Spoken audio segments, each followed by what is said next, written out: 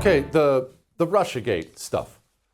We constantly are getting more and more documents released. Kash Patel's announcing a new trove every single day. We have more we've released. We have more we're going to release. And this, honestly, it seems like he's putting his eggs in this basket. Seem to be a lot of very powerful people publicly bragging about this, which tells me, are they confident someone's going down? Someone better go down after all this bragging. Joining me now, Hans Mahncke, author of the wonderful book, Swift Boating America. Hans, is someone going to burn for all this stuff? Because there's a lot of public bragging right now. There is, and it worries me. I don't like it when they leak that there's an investigation. I'd much rather have it that I wake up and there was a 5 a.m. raid somewhere. John Brennan's house was raided or whatever, and that we have not seen. That said, I agree with you. They do seem to be very confident, and hopefully these leaks are the result of confidence rather than of trying to, kick the can down the road. So that's kind of what I'm hoping here. I think Brennan is probably the most likely to get charged. Just if you look at all the stuff that came out over the past few weeks, he seems to be the one that did the he wasn't as careful as the others. He made some real errors along the way, documented, and I think they can actually go after him. Okay, so rewind for me, Hans.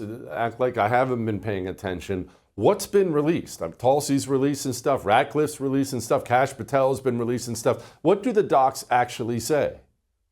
Okay, so let's zoom out here. The overall picture, 30,000-foot view, is that there was this scheme, and it was both the Clinton campaign as well as the Obama administration that decided that Trump was only elected because of Putin's help. That's the sort of thing they decided was going to be the linchpin of all of RussiaGate after Trump was actually elected in November of 2016. So what's been released is from the CIA, is from the House Intelligence Committee, and it's also from various documents drafted within sort of the FBI, within the NSA, and so on. And all of those show that at the time when they came up with this narrative that Putin elected Trump, the whole thing we've been hearing for all these years, the actual intelligence said that that was fake, that there was no evidence for that. So they made it up. And when I talked about Brennan earlier, he is the one who has his fingerprints most on this. And there are some documents that show that he directly manipulated the intelligence to show that. So the actual intelligence said Putin, he probably had no preference. If he had any preference at all, it was Hillary. They turned that on its head and then came out with this public narrative that Putin elected Trump. And then they ran with it for, the past 8 years. So that's sort of the core of it. And in terms of accountability, they were all involved. They were all pushing this. But I think Brennan is the one who, he was just the most careless in how they did it. Okay, what's the Durham annex? I keep hearing this term, Durham annex, Durham annex. What is it? What does it show? What is this thing?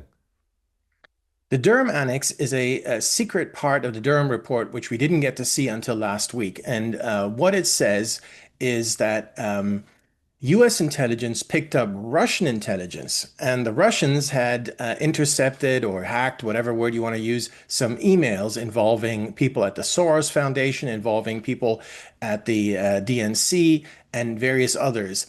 And from these emails, the Russians learned that Clinton had this plan to smear Trump with Russia collusion. In other words, the whole thing was a Clinton dirty trick. So the Russians knew that. And then the US intercepted the fact that the Russians knew that. So they all knew that they knew. The only people who didn't know were the American public. So all of that is in that Durham Annex. Okay, Hans, let's talk about Hillary here for a moment, because look, lying and smearing your political opponent may be unethical. You may believe it's wrong, but it's also not illegal. Did Hillary Clinton do anything illegal with all this? Can she go down for anything?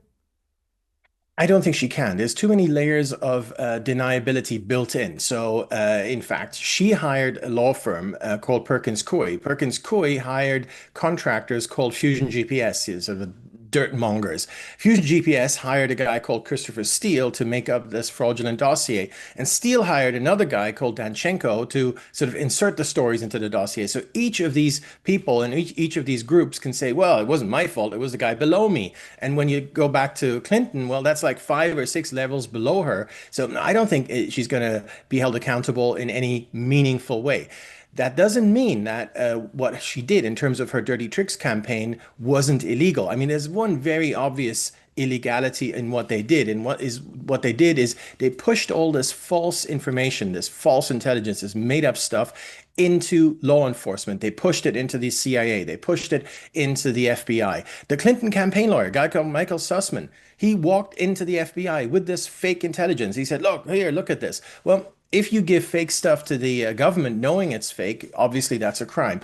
Now, unfortunately, all those things are, 8, 9 years ago, so we're probably not going to have accountability for the people involved sort of on the ground, her little helpers. But certainly, coming back to your question, I don't think with all this deniability, it's ever going to, reach her, which, by the way, it's the same way that the mafia operates, isn't it? That's why it's so hard to get the mafia boss, because they can always say, well, it was the underling, and the underling says it was the next underling. And then, you work your way down the chain.